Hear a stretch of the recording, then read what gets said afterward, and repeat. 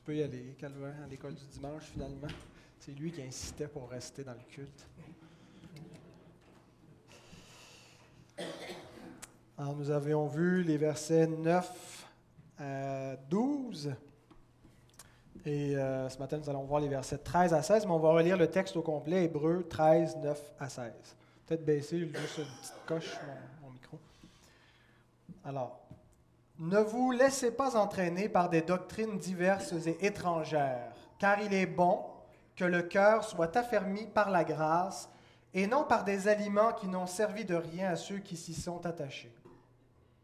Nous avons un autel dont ceux qui font le service au tabernacle n'ont pas le pouvoir de manger. Les corps des animaux dont le sang est porté dans le sanctuaire par le souverain sacrificateur pour le péché sont brûlés hors du camp. C'est pour cela que Jésus aussi, afin de sanctifier le peuple par son propre sang, a souffert hors de la porte. Alors, nous avions vu quatre points sur ce texte. Premièrement, on s'est concentré sur c'est quoi l'enjeu de ce texte. Est-ce que c'est des éléments disparates ou est-ce qu'il y a une unité, il y a une idée principale? Et l'enjeu se trouvait vraiment au verset 9, à savoir qu'est-ce qui affermit le cœur. Et l'expression veut vraiment dire qu'est-ce qui nous établit devant Dieu, nous confirme devant sa face. C'est vraiment qu'est-ce qui sauve notre âme, qu'est-ce qui... c'est finalement le salut de notre âme, la vie éternelle dont il était question.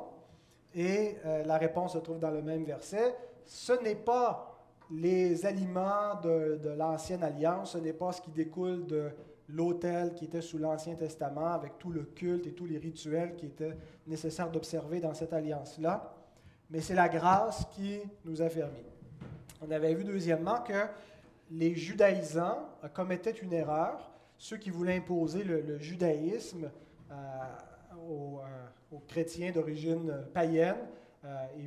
Certains voulaient les amener non seulement à croire en Christ, mais également à se faire circoncire, à obéir à la loi de Moïse, à continuer à observer les lois alimentaires, sans lesquelles, il leur disait qu'ils ne pouvaient pas bénéficier d'une véritable communion avec Dieu, de la vraie sainteté, car la sainteté se trouvait dans toutes ces choses. Et on a vu que leur erreur, c'était finalement de ne pas avoir compris la vraie nature de l'Ancienne Alliance, qui était principalement symbolique, qui était temporaire, dans laquelle ne résidait pas la vraie réalité du salut et qui ne donnait pas ultimement la vraie communion avec Dieu et la vraie sainteté ou pureté, et que donc ces choses étaient données par la Nouvelle Alliance, étaient reçues par la foi, même avant la Nouvelle Alliance, mais que c'était des dispositions donc temporaires qui devaient disparaître, qui visaient à garder les promesses de Dieu et garder Israël dans, si on veut, sous une autorité ferme pour mener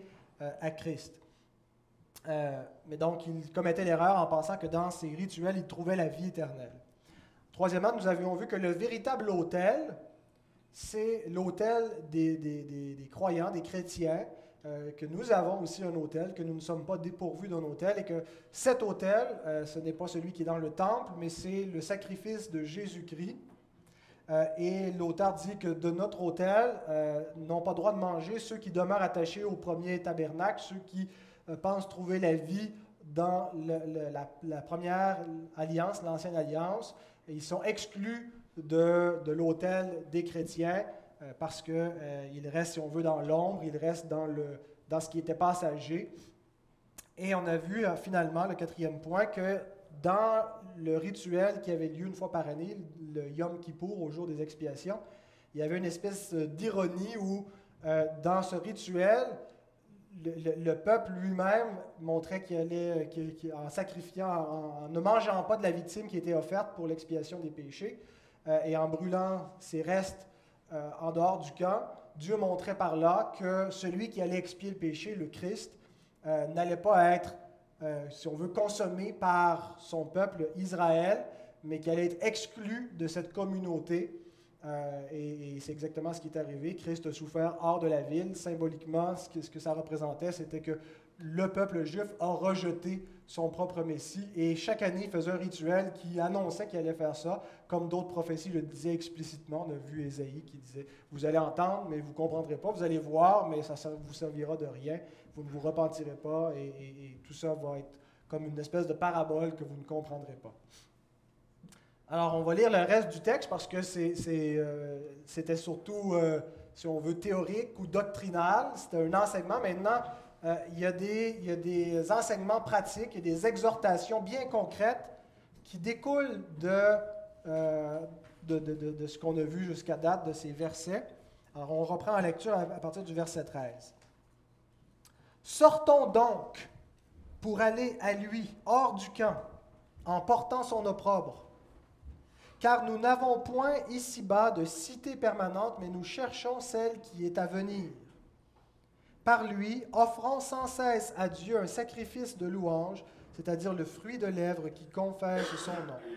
Et n'oubliez pas la bienfaisance et la libéralité, car c'est à de tels sacrifices que Dieu prend plaisir. » Marches-tu? Nous allons prier. Seigneur, c'est ta parole que nous venons de lire. Et c'est à toi que nous nous adressons maintenant, toi qui es le Dieu de la parole, le Dieu vivant, le Dieu qui parle. Et nous te prions de nous aider à comprendre les Écritures, Seigneur. Tu dis que l'homme ne vit pas de pain seulement, mais de tout ce qui sort de ta bouche. Notre âme, Seigneur, dépend, la vie de notre âme dépend de ta parole.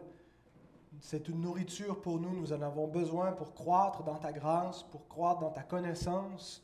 Seigneur, nous en avons eu besoin même pour vivre spirituellement. C'est ta parole qui nous a régénérés, qui nous a donné la vie éternelle, Seigneur. Et nous te prions que tu puisses, par ta puissance, nous éclairer, nous nourrir encore ce matin. Je te prie pour chaque personne qui est rassemblée ici. Il y a de jeunes auditeurs, Seigneur, c'est difficile parfois d'écouter, de comprendre, même pour nous qui sommes adultes, nous sommes distraits. Mais je te prie pour que chacun, afin que nos pensées soient ramenées captives à l'obéissance de Christ, que les distractions, les difficultés, que rien ne nous empêche de contempler ta gloire révélée dans ta parole. Amen. Alors voici comment nous allons diviser notre texte. Alors, ça couvre les versets 13 à 16. Les versets 13 à 16, je le répète, c'est une exhortation pratique qui est basée sur ce qui a été dit juste avant, au verset 9 à 12. Alors, quelles sont les conséquences du fait que nous avons un autel auquel les judaïsants, les Juifs, sont exclus lorsqu'ils restent attachés à leur premier autel, que Christ a souffert hors du camp? Qu'est-ce que ça vient changer concrètement dans notre vie? C'est ce que nous allons voir. Et nous allons séparer en trois points le texte. Premièrement, nous allons voir les conséquences négatives. Immédiatement après avoir dit que Christ a souffert hors du camp, l'auteur nous donne une conséquence pour nous, des conséquences immédiates que ça a sur nos vies, et c'est présenté négativement. Nous allons voir deuxièmement les conséquences positives. Dans le même verset, les versets 13 et 14, il y a des conséquences négatives, mais aussi des conséquences positives. Et finalement, versets 15 et 16, nous allons voir les sacrifices auxquels Dieu prend plaisir. Alors, premier point, les conséquences négatives. Je vais relire versets 13 et 14, si on veut. Ben, il est encore là. Sortons donc pour aller à lui hors du camp, en portant son opprobre, car nous n'avons point ici-bas de cité permanente, mais nous cherchons celle qui est à venir. Le fait que Jésus-Christ a été crucifié hors du camp, en dehors de la ville, en étant banni de son peuple, a une conséquence pour tous ceux qui croient en Jésus-Christ. Ce n'est pas simplement un événement historique qui nous est rapporté. Voici comment a eu lieu la mort de Jésus. Elle a eu lieu dans tel lieu qui était hors de la ville. Ça a une conséquence théologique, le fait que Christ ait souffert hors de la porte. Et l'auteur nous dit que la conséquence est que nous aussi, nous devons sortir du camp. Bien sûr, les premiers lecteurs étaient pour la plupart d'origine juive. C'était donc des gens qui étaient nés dans le judaïsme, qui avaient reçu des traditions qui appartenaient à ce peuple, qui faisaient partie d'une communauté qui avait beaucoup de privilèges.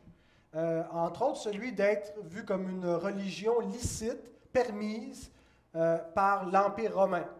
Parce que on ne pouvait pas appartenir à n'importe quelle religion. D'ailleurs, les chrétiens n'étaient pas une religion licite jusqu'à un certain moment, et c'est pour ça qu'ils ont été persécutés à cause de leur religion. Ce n'était pas permis d'être chrétien, mais c'était permis d'être juif dans l'Empire romain. Et d'appartenir à une communauté, c'est un grand bienfait. Finalement, on bénéficie de toute la prospérité de la communauté, la richesse de la communauté. Et ce que l'auteur leur dit en affirmant « sortons du camp », c'est qu'ils doivent renoncer au judaïsme. Et ils doivent être prêts à sortir comme Christ a été rejeté par la communauté juive, à accepter de ne plus faire partie du judaïsme, de ne plus se compter parmi ceux qui se nommaient juifs, parmi les circoncis. Ça peut nous paraître peu de choses, mais finalement, c'était de renoncer à de grands privilèges. Imaginez si on n'a pas une communauté aussi bien culturellement identifiée dans laquelle nous vivons aujourd'hui, parce que bon, c'est assez homogène, mais à l'époque, bon, il y a les Romains qui ont le pouvoir politique, qui dominent. À l'intérieur de cette entité politique, il y a Israël, qui résiste et qui finalement est toléré. Et il y a beaucoup de bénéfices à faire partie de cette communauté. Imaginez si nous étions rejetés de notre communauté, si nous ne pouvions plus être accueillis dans les institutions qui appartiennent à notre communauté. Donc, on oublie l'école, on oublie tout le commerce, on ne peut plus ni acheter ni vendre. Je pense qu'il y a cette notion-là quand on lit dans l'Apocalypse, la marque de la bête, on ne peut plus ni acheter ni vendre. C'est cette idée de ne plus pouvoir faire partie de la communauté. Il n'y a plus de commerce, on n'est plus reçu, les gens ne nous adressent pas la parole. On est vraiment à part, on est exclu. C'est ce que ça voulait dire pour ces premiers chrétiens-là. Assumer d'être rejetés d'Israël. De ne plus faire partie, de ne plus être accueillis dans leur synagogue, de devoir renoncer à tous les privilèges qui étaient les vôtres depuis votre naissance, par votre appartenance à Israël. Oubliez le droit de cité en Israël, la lignée historique, les traditions millénaires. Sortons donc. L'auteur est en train de leur dire que tout ça était temporaire. Ce n'était pas là que se situe la vraie réalité. Même si dans le concret, il n'y a pas d'autre réalité. Il n'y a qu'Israël. Mais il dit cet Israël-là, c'était des mesures temporaires.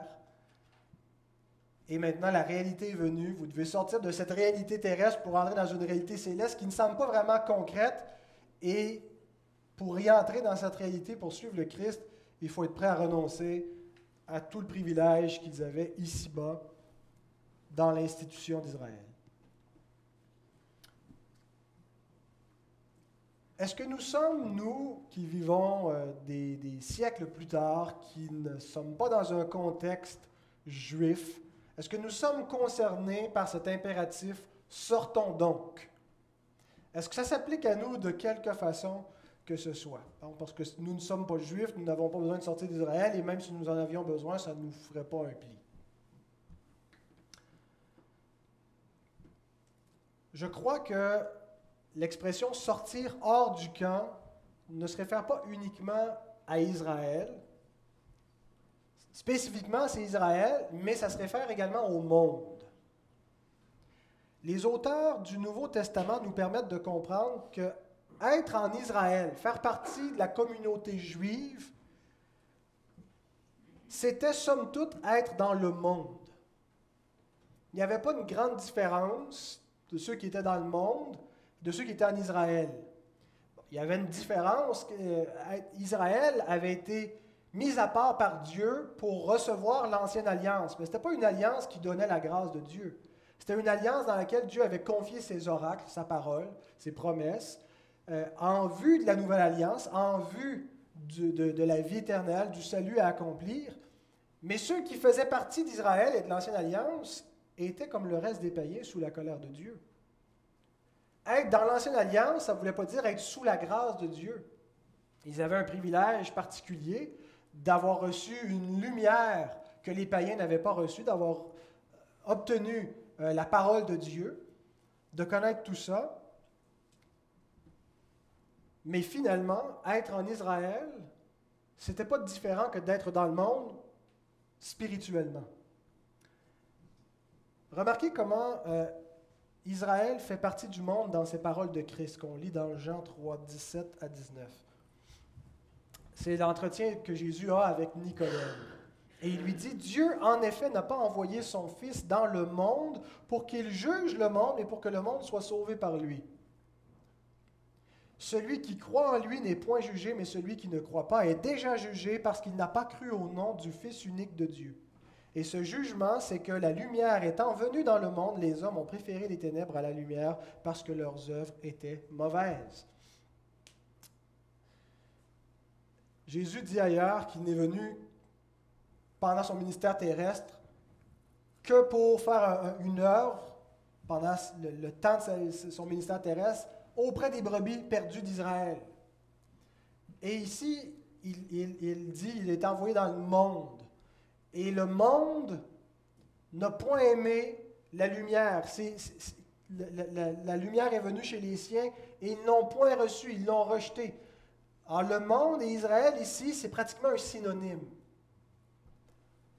Donc, être en Israël, ça ne voulait pas dire être dans l'Église. Ça ne voulait pas dire être dans la communauté des rachetés. Ça voulait dire être dans un peuple qui a reçu beaucoup de privilèges, qui a reçu des révélations que les autres peuples n'ont pas reçues. Mais ce peuple était, somme toute, un peu un microcosme du monde. Si vous voulez, un petit échantillon de la race humaine à laquelle Dieu a donné de manière spécifique sa parole, mais ça n'a pas produit un peuple transformé par la grâce, ça a produit un peuple rebelle, contredisant exactement comme le reste de l'humanité. Et donc, si on revient à notre texte, sortons donc hors du camp, veut dire sortons du monde. Sortons du monde avec tous les privilèges que ça représente, qu'on risque de perdre. Spécifiquement pour les premiers lecteurs, c'était le monde, pour eux, c'était Israël, c'était le monde dans lequel ils vivaient. Pour nous, ce n'est pas le même contexte, mais la même vérité demeure. Nous devons sortir du milieu des hommes qui ont rejeté Dieu en crucifiant le Fils de Dieu hors du camp. Le Fils de Dieu est venu dans le monde. La lumière est venue dans les ténèbres et les ténèbres ne l'ont point reçue. La parole est venue chez les siens et les siens, les Juifs, ne l'ont point reçue, ils l'ont rejetée. Et si nous voulons suivre le Christ, nous devons donc aller hors du camp, être prêts à sortir du monde.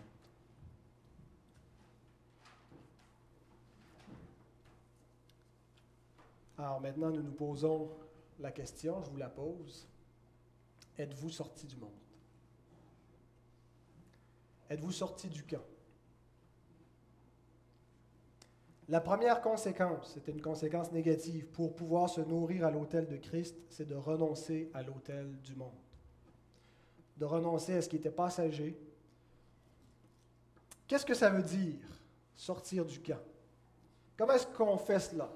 J'aimerais d'abord dire ce que ça ne veut pas dire. Ça ne veut pas dire qu'on doit cesser d'avoir une existence dans le monde. L'apôtre Jean nous dit ailleurs qu'on doit faire usage du monde, mais avec prudence. D'ailleurs, Jésus dit dans sa prière sacerdotale, « Je ne te prie pas de les ôter du monde, mais de les garder du malin. » C'est plutôt l'idée d'être en communion avec le monde.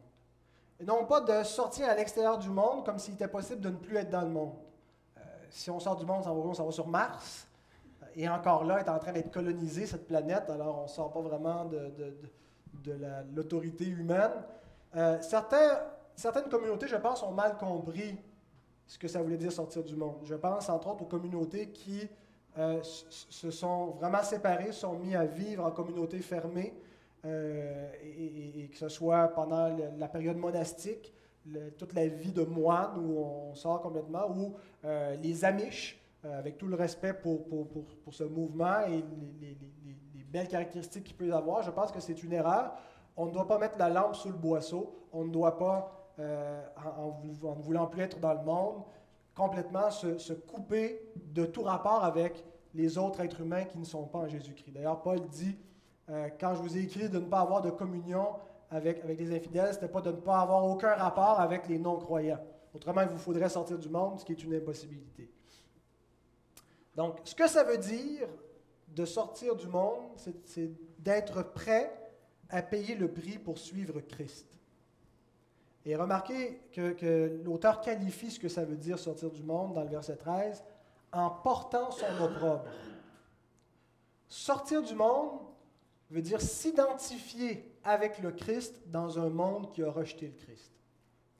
Se mettre du côté de celui qu'ils ont crucifié. L'opprobre de Christ, c'est la honte. Hein, c'est vraiment une mort honteuse. Il est mort comme un criminel. On l'a humilié, on l'a battu, on s'est moqué de lui, on l'a fait vraiment souffrir d'une manière cruelle. Il a été pendu au bois, comme ça, exposé. C'est son opprobre. Il dit, nous devons porter son opprobre. Christ dit, si quelqu'un veut me suivre, si vous voulez être mes disciples, portez votre croix. Porter notre croix, c'est aussi porter sa croix. C'est d'être prêt à être humilié avec lui, à souffrir avec lui. J'aimerais vous donner un exemple d'un homme qui n'était pas prêt à sortir du camp. L'apôtre Pierre. Le soir où Jésus fut livré, il voulait suivre Jésus. Il s'était même dit qu'il était prêt à souffrir avec lui. Mais finalement, il a démontré qu'il n'était pas prêt à porter l'opprobre de Christ. Il voulait être fidèle à Jésus, mais sans souffrir. Il voulait suivre le Maître, mais continuer d'être accepté des hommes. Il voulait aller avec Jésus, mais sans porter l'opprobre de Jésus, sans être prêt à faire face à toutes les conséquences d'un monde qui a rejeté le Christ. Et ce soir-là, son attachement au monde a été plus grand que son attachement à Christ. On se souvient comment il l'a renié. Soyez sûrs d'une chose.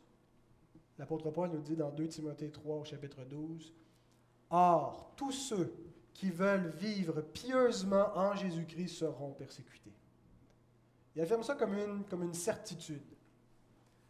Il ne peut pas ne pas y avoir de conséquences ou d'opprobre si nous suivons Jésus-Christ. Il va y avoir différents degrés. Nous sommes dans un contexte de liberté de conscience, de liberté de culte, de liberté de religion. Ça n'a pas toujours été comme ça, même au Québec. Et on a l'impression que ça, c'est la norme, mais ce n'est pas la norme.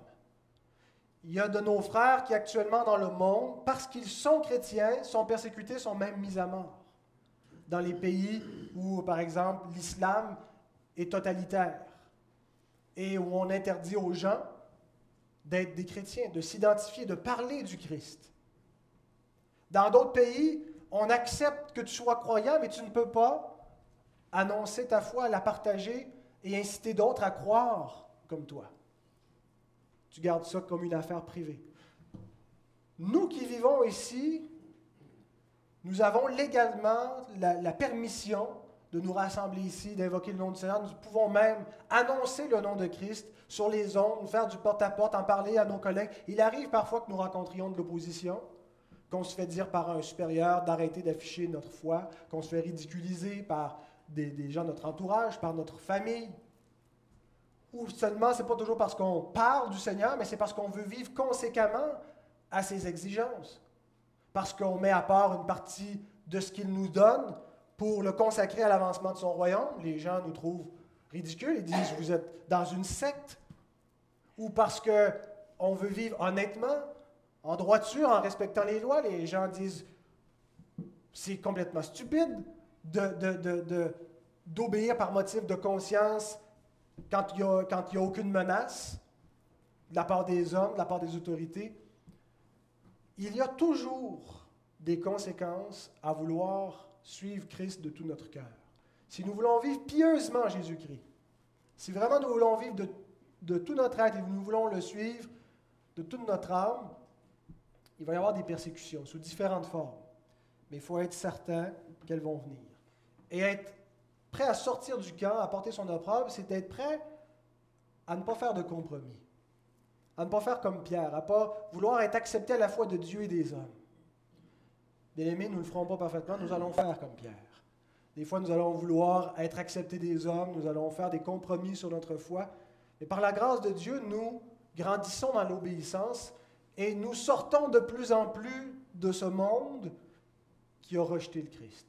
Et nous sommes prêts à subir le rejet du monde, à subir les moqueries, à subir l'opprobre, l'insulte qui vient avec le fait de suivre Jésus-Christ hors du camp. Ça, c'est les conséquences négatives. Lorsque nous ne communions plus à l'autel du monde, mais que nous allons à l'autel de Christ, il y a ces conséquences négatives. Mais souvenez-vous de Moïse. L'auteur nous a dit au chapitre 11 que Moïse, au verset 26, regardait l'opprobre de Christ comme une richesse plus grande que les trésors de l'Égypte, car il avait les yeux fixés sur la rémunération. À l'époque, les trésors de l'Égypte, c'était assez glorieux. Hein? C'était le symbole de la richesse humaine. Et Moïse avait la possibilité de jouir de tout ça comme statut de fils de la fille du Pharaon, comme possible héritier du trône d'Égypte. Il avait la possibilité donc de jouir de toute cette richesse, mais il a méprisé ces richesses et ces trésors. Et il a vu l'opprobre de Christ, qui se manifestait à son époque dans la souffrance du peuple hébreu, qui avait reçu les promesses et qui était persécuté parce que Satan voulait détruire cette postérité pour ne pas que le Fils de Dieu vienne. Et Moïse a dit, je vais m'identifier avec ce peuple. Parce que même si à vue humaine, c'est la souffrance, c'est la pauvreté, c'est le mépris, il y a là une richesse beaucoup plus grande que tout ce qu'il y a dans les coffres de l'Égypte. Il y a une richesse éternelle. Il l'a vu par la foi. Ce n'était pas les yeux d'homme qui lui permettaient de voir ça et de comprendre ça. Et sûrement que ses contemporains l'ont trouvé complètement débile d'aller avec ce peuple d'esclaves. Mais Moïse a vu la richesse éternelle et il a eu raison. Et ça nous amène à notre deuxième point, les conséquences positives. Les Hébreux, en sortant du camp, gagnaient beaucoup plus qu'ils ne perdaient. Et c'est ce que nous devons savoir comme chrétiens. Parfois, nous sommes tristes de perdre ce qu'il y a dans le camp du monde. Tristes de perdre parfois des amitiés ou de perdre l'honneur ou la face devant les hommes.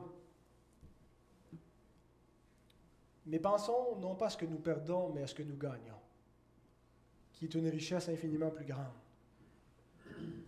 Voici l'exemple d'un autre de ces Hébreux qui a beaucoup perdu, mais pour gagner. C'est comme l'émission qui perd gagne.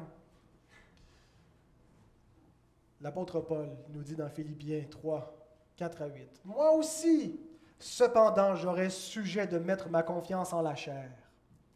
Si quelque autre croit pouvoir se confier en la chair, je le puis bien davantage, moi, circoncis le 8e jour de la race d'Israël, de la tribu de Benjamin, hébreu, né d'hébreu, quant à la loi pharisien, quant aux zèles persécuteurs de l'Église, irréprochable à l'égard de la justice de la loi.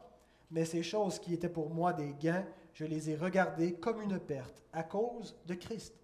Et même, je regarde toutes choses comme une perte à cause de l'excellence de la connaissance de Jésus-Christ, mon Seigneur, pour lequel j'ai renoncé à tout et je les regarde comme de la boue afin de gagner Christ. » Oh, que Dieu nous donne de pouvoir nous exprimer de la même façon. Non pas comme des hommes qui se plaignent et qui sont tristes. « Ah, je suis persécuté, j'ai tout perdu. » Ah, peut-être même comme ce qui était dans le cœur des apôtres quand ils ont dit « Mais nous, on a tout perdu pour te suivre. » Plutôt, on a tout gagné. Comme nous sommes devenus riches en sortant de ce monde.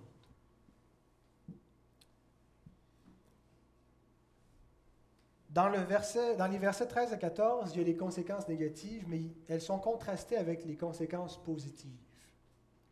Sortons donc, mais pour aller à lui. Pas sortons donc, puis on se retrouve tout seul, tout nu dans la rue avec rien.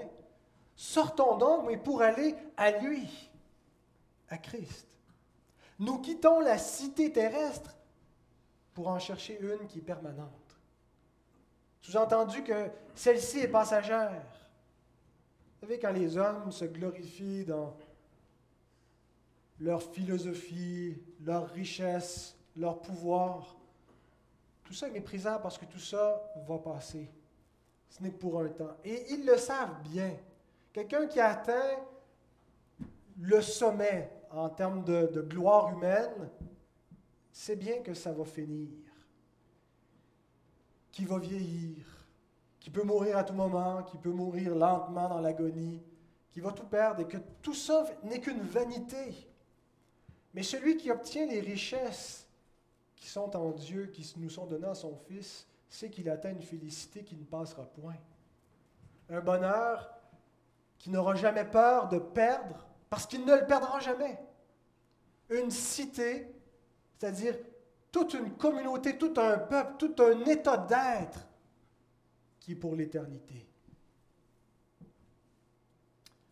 Le monde, avec tout ce qu'il a à offrir, n'a pas trouvé Dieu. C'est ce que Paul écrit, on va le lire tantôt dans le temps pour précéder le temps de prière. Les hommes, avec leur sagesse, avec leur discours, avec leur argent, avec leur religion, n'ont pas trouvé Dieu. Et finalement, ils n'ont pas grand-chose à offrir. Mais en sortant de ce monde pour aller à Christ, c'est Dieu que nous trouvons et avec lui toutes choses. Il y a un épisode de l'Ancien Testament qui nous démontre cette réalité. Que pour trouver Dieu, et nous savons qu'en Dieu, il y a tout ce qui est nécessaire à notre âme, à notre vie, il y a la vie éternelle. Pour aller à lui, il faut sortir du monde. Et cet épisode-là, on le voit dans le livre de l'Exode. Vous vous souvenez quand Dieu, après avoir donné ses commandements, en fait, Moïse est parti pour chercher les commandements, mais quand même, ils ont été promulgués sur le mont Sinaï, le peuple a entendu. Le peuple ne demeure pas très, très longtemps fidèle dans l'alliance. Moïse a disparu. Il est où Moïse? Tiens, Aaron, fais-nous un Dieu qu'on peut voir, quelque chose de concret et à qui on pourra attribuer la gloire de notre rédemption de l'Égypte. Et là, ils ont tous pris leurs bijoux, leurs bagues, leur or, ils ont fait fondre ça, et puis ça a fait un beau veau en or devant lequel ils se sont prosternés en disant, Israël, voici ton Dieu qui t'a fait sortir de l'Égypte. Il y avait là dans cet événement une figure du monde qui est incapable de garder les commandements de Dieu, qui est incapable de garder le premier commandement de Dieu qui est « Tu n'auras pas d'autre Dieu devant ma face ». Jean Calvin disait « Le cœur de l'être humain est une fabrique d'idoles ». L'homme se fait constamment des idoles. Et il n'est pas capable d'aimer entièrement et totalement le vrai Dieu, à moins que Dieu ne l'aime le premier, qui par sa grâce vienne circoncire son cœur et lui accorder la grâce de l'aimer en retour. Et donc on voit Israël qui n'a pas reçu cette grâce à ce moment-là et qui tombe dans une idolâtrie vraiment patente, vraiment grossière. Et à ce moment-là, il y a quelqu'un qui sort du camp d'Israël. Exode 33, verset 7. Moïse prit la tente et la dressa hors du camp, à quelque distance. Il l'appela tente d'assignation. Et tous ceux qui consultaient l'Éternel allaient vers la tente d'assignation qui était hors du camp. Dieu a été rejeté du camp. Dieu a mis sa tente en dehors du camp, exactement comme nous voyons sous la Nouvelle Alliance. Christ qui a souffert hors de la porte, il a été rejeté des hommes. Et conséquemment, tous ceux qui veulent être avec Dieu doivent accepter d'être hors du camp. Dieu, en faisant cela, montre qu'il ne pouvait pas habiter au milieu d'Israël, d'un peuple idolâtre. Bien-aimés, Dieu ne vaut-il pas tout l'or du monde? Posez-vous la question franchement. Jésus nous la pose. Que servirait-il à un homme de gagner le monde entier s'il perd son âme? Et il la pose dans l'angle très subjectif. Moi, qu'est-ce qui va m'arriver si moi je perds mon âme, si moi je m'en vais en enfer? Mais perdre son âme, finalement, c'est d'être séparé d'avec Dieu. Alors, c'est une question objective. Que vaut l'or du monde versus Dieu?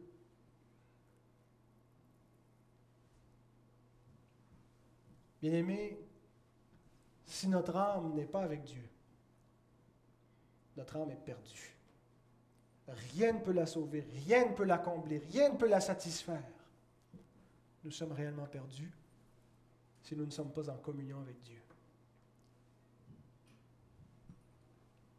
Et lorsque nous sommes en communion avec Dieu, lorsque nous souffrons hors du camp, mais nous sommes avec Dieu, nous considérons que nos afflictions du moment sont finalement de légères afflictions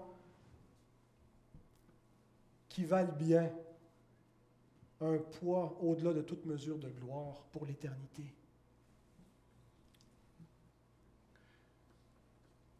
Alors, il y a des conséquences très positives à ce que Christ ait souffert hors de la porte. Oui, nous souffrons pour aller avec lui en portant son opprobre, mais nous y trouvons lui-même et avec lui une cité permanente. Maintenant, le texte termine au verset 15 et 16. De l'autel des chrétiens ne découle pas que ces deux types de conséquences que je viens d'expliquer, mais aussi des sacrifices. Tout le culte de l'Ancienne Alliance, on voit beaucoup de rituels, de sacrifices, d'offrandes qui sont amenés, et on dirait que tout ça disparaît comme ça du jour au lendemain sous la Nouvelle Alliance. En réalité, le culte chrétien est aussi un culte sacrificiel. Il y a encore des offrandes, il y a encore un rituel très semblable à celui qu'on trouvait sous l'Ancienne Alliance, seulement les sacrifices ont changé de nature. Lisons les versets 15 et 16. Par lui, offrons sans cesse à Dieu un sacrifice de louange, c'est-à-dire le fruit de lèvres qui confessent son nom. Et n'oubliez pas la bienfaisance et la libéralité, car c'est à de tels sacrifices que Dieu prend plaisir. Premièrement, pour lui être agréable, les sacrifices chrétiens, les sacrifices que nous offrons à Dieu, doivent être offerts par lui, c'est-à-dire par Jésus. Jésus, c'est le médiateur entre Dieu et les hommes, le médiateur de la nouvelle alliance. Et c'est Jésus qui nous rend agréables à Dieu. Nous ne sommes pas par nous-mêmes, par notre caractère, par nos œuvres, par notre obéissance, capables d'être agréables à Dieu. Mais c'est seulement au travers de la médiation de Jésus-Christ, seulement par l'efficacité de son sang qui purifie nos péchés, par son intercession qui fait en sorte que nos œuvres imparfaites deviennent parfaites aux yeux de Dieu. C'est par lui que nous pouvons offrir un sacrifice agréable. Alors, comment est-ce qu'on fait pour offrir des sacrifices par lui? Comment ça marche? En fait, c'est par la foi. L'idée d'offrir un sacrifice à Dieu par Jésus signifie que tout notre rapport avec Dieu doit être canalisé, doit passer par notre foi en Christ, par notre confiance en lui. On ne s'adresse jamais à Dieu en notre propre nom, mais au nom de Christ. Qu'est-ce que ça veut dire s'adresser à lui en son nom? Ça veut dire qu'on s'approprie ce qu'il a fait. On dit, Dieu, je ne me présente pas devant toi parce que je suis un juste et que je le mérite, mais parce que je crois que Christ est le juste. Je crois que lui seul t'est véritablement agréable. Et je plaide en ma faveur tout ce qui est vrai de lui pour moi. Entends ma prière comme tu entends la sienne. Donc, par lui, c'est en croyant en lui, en s'appuyant sur Christ, en croyant. C'est par la foi en Christ. Et une vie qui découle d'une foi en Jésus est agréable à Dieu. Vous savez, nos vies sont agréables à Dieu lorsqu'elles sont vécues dans la foi au Fils de Dieu. On voit ensuite deux types de sacrifices. Verset 15, envers Dieu. Verset 16, envers les hommes. Il nous dit que c'est à de tels sacrifices que Dieu prend plaisir. Et ça inclut donc nos devoirs envers Dieu et envers les hommes. Ce qui correspond aussi aux deux tables de la loi. Il y avait deux tables. La loi, les commandements qui concernaient Dieu et les commandements qui concernaient notre prochain. Ce qui correspond aux deux commandements qui résument toute la loi, aime Dieu et aime ton prochain. Alors, verset 15 d'abord, envers Dieu. Par lui, offrons sans cesse à Dieu un sacrifice de louange, c'est-à-dire le fruit de lèvres qui confesse son nom. J'ai dit que les sacrifices continuent sous la Nouvelle Alliance, mais pas tous les types de sacrifices. Tout ce qui était les sacrifices d'expiation, les sacrifices qu'on amenait en offrande pour le péché, ça a été fait une fois pour toutes dans l'offrande de Christ. Et d'aucune façon, dans aucun passage du Nouveau Testament, il y a l'idée que les chrétiens doivent continuer, sous quelque forme que ce soit, à amener des sacrifices d'expiation. Et parfois, nous le faisons. On essaie d'expier. On va expier par l'obéissance. J'ai fait une faute, mais maintenant je vais me racheter. On essaie de, je ne sais pas, de plaider. La seule expiation, c'est celle que le Christ a faite. Et pour en bénéficier, c'est en nous repentant de nos péchés et en croyant, en s'appropriant son sacrifice. Mais nous continuons à offrir des sacrifices, et ce sont des sacrifices d'action de grâce. C'est la seule catégorie qui demeure pour les chrétiens, pour ceux qui vivent sous la Nouvelle Alliance. Mais la façon de les offrir a changé.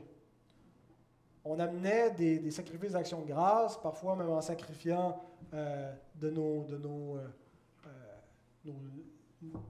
notre moisson, les premiers fruits, même des animaux qu'on offrait de notre bétail. Mais le prophète Osée avait annoncé ceci. « Apportez avec vous des paroles. Et revenez à l'Éternel, dites-lui, pardonne toutes les iniquités et reçois-nous favorablement. Nous t'offrirons au lieu de taureau l'hommage de nos lèvres. » Et on voit maintenant dans le texte de l'Épître aux Hébreux que cette réalité devient vraiment concrète, où le système de l'Ancienne Alliance, où les actions de grâce étaient faites avec toutes sortes de présents, des gâteaux sans levain qu'on amenait à Dieu, ça a été remplacé par l'hommage de nos lèvres. Offrons sans cesse à Dieu un sacrifice de louange, c'est-à-dire le fruit de lèvres qui confesse son nom. Nous devons adorer Dieu avec nos bouches, lui offrir un sacrifice de louange. Nous le faisons quand nous venons ici. Lorsque nous élevons la voix et que nous chantons des paroles merveilleuses que nous offrons à Dieu, c'est un sacrifice de louange. C'est bizarre parce que quand on prend un culte en famille avec nos enfants, on est assis, puis là on prie, les enfants sont attentifs, ils savent quand on prie, c'est comme si Dieu est là, on ne faut pas niaiser. Puis là, des fois, on termine la prière, on ne marque pas clairement de transition, on commence à chanter, puis là, ils pensent que c'est comme le party, ils se mettent à danser, à nous parler. On dit, c'est comme la prière. Quand on chante à Dieu, ce n'est pas pour nous, premièrement. C'est un sacrifice qu'on lui apporte. Et c'est quelque chose de saint et de sacré. Et mes frères, mes sœurs, j'aimerais vous dire que les sacrifices de louange, le fruit de lèvres qui confesse son nom devrait aller au-delà du temps que nous prenons ensemble pour chanter à Dieu. Est-ce que vos lèvres confessent son nom à la semaine longue? Où nous nous arrêtons et nous disons « Merci Seigneur. Seigneur, tu es bon Seigneur. Merci Seigneur pour tout ce que tu m'apportes dans ma vie. » Quand on s'assoit pour manger, quand on se lève de notre lit pour s'habiller, quand on constate les bienfaits que Dieu nous donne, même la souffrance que Dieu nous donne, recevrions-nous seulement le bien et non pas aussi le mal? La souffrance, les choses désagréables, Dieu nous accorde tout cela pour former en nous Jésus-Christ, par la patience, par l'obéissance. Et nous devons apprendre continuellement à confesser son nom, à lui rendre grâce, à l'exprimer devant les hommes, être capable de dire verbalement aux oreilles de ceux qui nous écoutent, Dieu est bon, le Seigneur a fait ceci dans ma vie. de confesser son nom? Est-ce que nous sommes muets? Est-ce que notre louange est muette? Que nos lèvres glorifient Dieu. Et il y a une autre façon de vivre en offrande vivante pour Dieu, de lui offrir des sacrifices d'action de grâce. Verset 16. N'oubliez pas la bienfaisance et la libéralité, car c'est à de tels sacrifices que Dieu prend plaisir.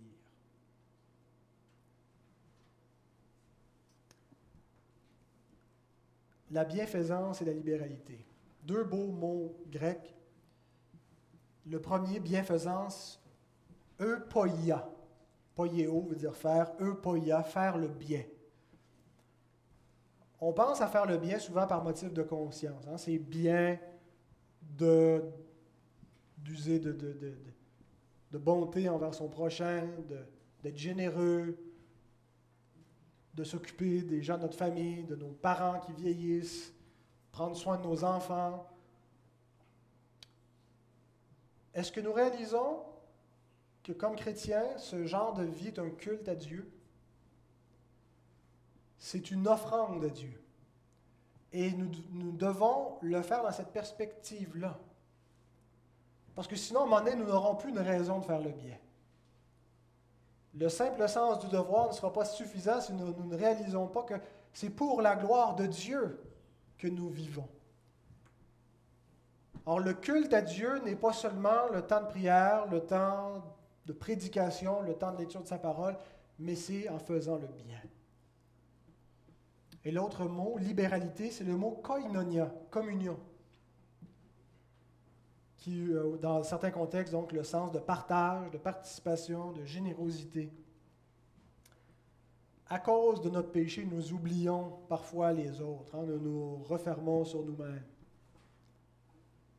C'est ce que le péché fait, le péché divise.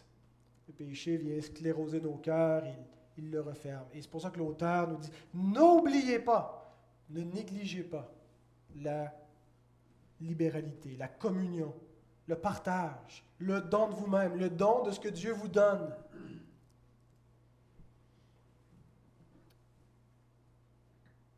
Une chose que produit l'autel de Christ, c'est de nous détacher de nous-mêmes. La nature humaine, elle est foncièrement égoïste, centrée sur elle. Et la plupart de nos péchés découlent du fait que nous sommes idolâtres et que nous servons le Dieu du moi, l'ego. Mais lorsque nous commençons à servir Christ, il change nos cœurs et nous vivons de moins en moins pour nous-mêmes. Tels sont les adorateurs que le Père recherche. Vous vous souvenez quand Jésus dit à la Samaritaine, il va venir un temps où les vrais adorateurs adoreront le Père en esprit et en vérité. Quel genre de sacrifice est-ce qu'ils vont apporter? Quel genre d'adoration est-ce qu'ils vont offrir? Celle que nous venons de voir. Tel est le culte de la Nouvelle Alliance. Et voici ce qui arrive lorsque nous mangeons l'autel du Christ. Là, le premier message qu'on a vu la semaine dernière, c'était il y a 2 autels. Et nous venons de voir qu'est-ce qui découle de l'autel de Christ. Quel genre de vie de sacrifice? Il y a des conséquences négatives, mais il y a une véritable communion avec Dieu. Il y a la vie éternelle qui découle de là, qui se manifeste déjà en nouveauté de vie. Que Dieu nous bénisse par sa bonne parole.